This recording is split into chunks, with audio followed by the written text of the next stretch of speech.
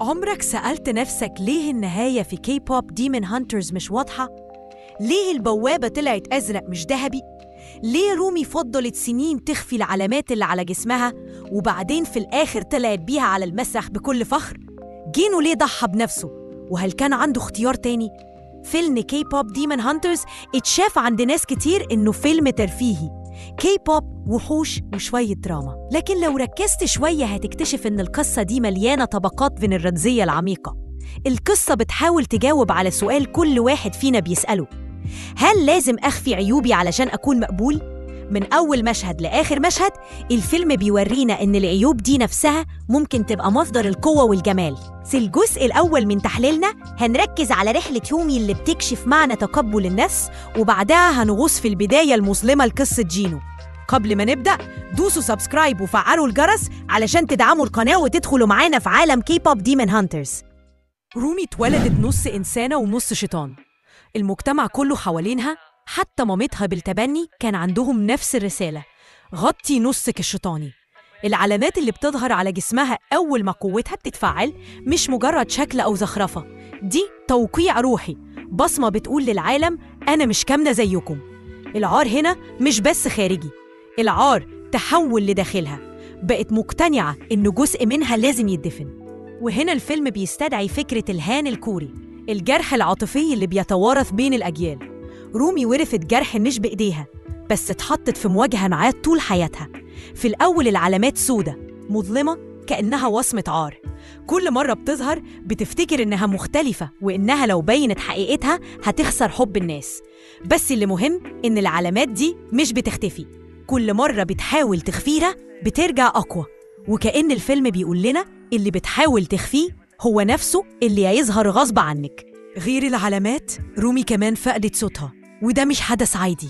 الصوت رمز القدرة على التعبير. لما رومي فقدته ده معناه إنها فقدت حقها تعلن عن نفسها قدام العالم، وكأنها تسلب منا أهم أداة للتواصل.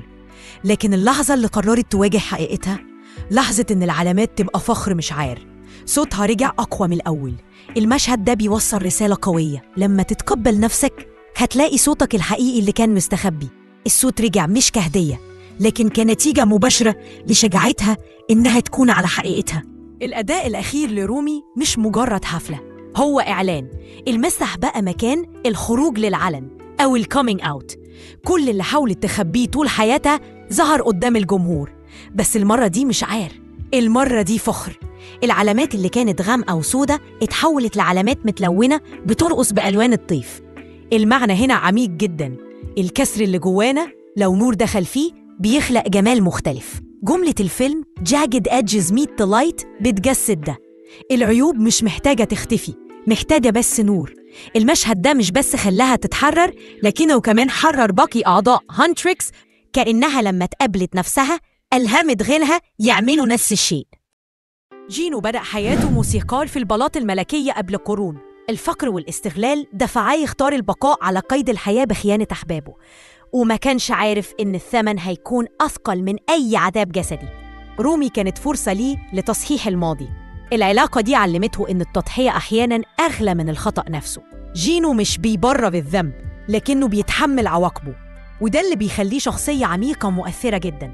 في اللحظات الحاسمة بنشوفه بيختار التضحية، مش بس لمحو الذنب لكن لإنقاذ اللي بيحبهم. ده بيثبت إن الروح الإنسانية ممكن تفضل حتى بعد قرون من الألم والندم.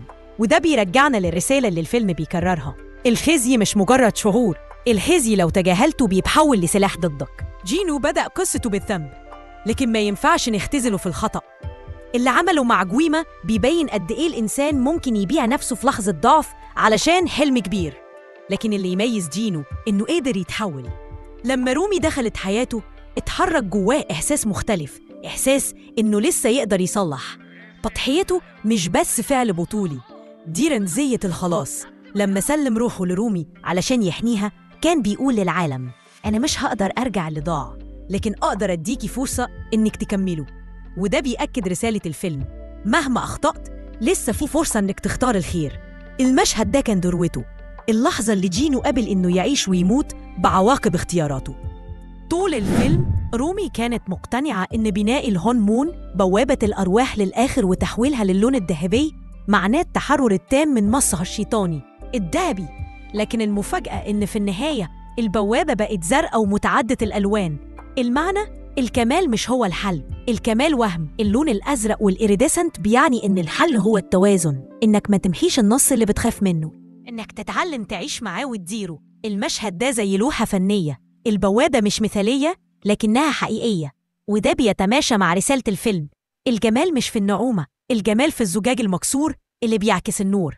غويما مش مجرد وحش عملاق أو زعيم الشياطين، هو رمز زي المشاعر اللي بنخبيها جواه، بيكبر كل ما الشخصيات تستسلم لخزيها. هو مش بيخلق الشر، هو بس بيستغله.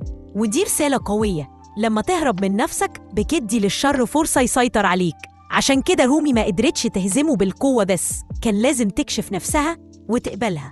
الهزيمة هنا مش قتال خارجي بس، دي مواجهة داخلية. لكن الفيلم كمان بيقول لنا إن غويما ما بيموتش، بيتختم ويتحبس، وده معناه إن الشر مش بيروح للأبد، الشر دايماً بينتظر. لفريق هانتريكس اسمهم نفسه رمزي، كلمة هانتر بلس إكس. الإكس بتعني سر، الهوية المخفية، الاختلاف. في النص الأول من الفيلم الفريق اتكسر لما سر رومي اتكشف، لكن في الآخر رجعوا يقفوا جنبها. المعنى إن التقبل مش بس فردي، هو جماعي. انت محتاج ناس حواليك يقبلوك زي ما انت، وده اللي بيعمله هانتريكس. حتى أغانيهم كانت مليانة رمزية. ليه غطيت الألوان استك جوه دماغي؟ كان لازم أسيب الحواف المكسورة تقابل النور. الأغاني نفسها كانت كأنها اعتراف علني، رسالة للناس اللي بيتفرجوا، انت مش لوحدك. في نقاش كبير وسط الفانز، ازاي الفيلم يبني تعاطف مع شخصيات نصها شياطين زي جينو، وفي الآخر يخلص بمذبحة شياطين كتير. ناس شايفين ده تناقض، وبيقولوا إن الفيلم فوت فرصة يعرض فكرة إن الشياطين ممكن يكونوا ضحايا برضو. ناس تانية شايفين إن القصة شخصية جداً، مركزة على رومي وجينو بس، مش على كل الشياطين. وفي رأيي بيقول إن ده مقصود. الفيلم سايب النهاية مفتوحة علشان الأجزاء الجاية تكمل الحكاية. الهرمون الأزرق نفسه دليل القصة لسه مخلصتش، اللي واضح إن الفيلم عايز يفضل يطرح الأسئلة مش يدي إجابة نهائية. وفي النهاية K-pop Demon Hunters بيأكد فينا رسالة بسيطة لكن قوية: تقبل نفسك، مش رحلة سهلة ومش نهاية سريعة. العيوب اللي جواك مش حاجة تخجل منها، دي مصدر نورك. إن الهروب بيزيد الخزي، لكن المواجهة بتخلق حرية. المعركة الحقيقية مش ضد الشياطين، لكنها ضد شكوكنا وخوفنا الداخلية. رومي أثبتت إن نقاط ضعفنا ممكن تتحول لأقوى حاجاتنا لو واجهناها بشجاعة. الوحدة بين الأعضاء أهم من أي سلاح سحري، وده اللي خلى هونمون يرجع أقوى من قبل. لو الفيديو عجبكم اعملوا لايك واشتركوا في القناة، وكمان شاركونا رأيكم في التعليقات. هل تعتقدوا إن تهديد غويما انتهى ولا جزء جديد جاي؟ تابعوني للمزيد.